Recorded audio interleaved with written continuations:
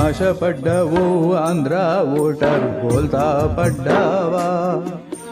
అందమైన 6 హామీలకు బలి అయిపోయావా?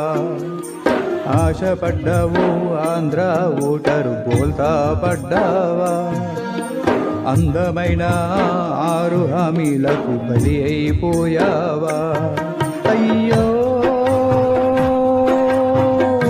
ఓటరుడా,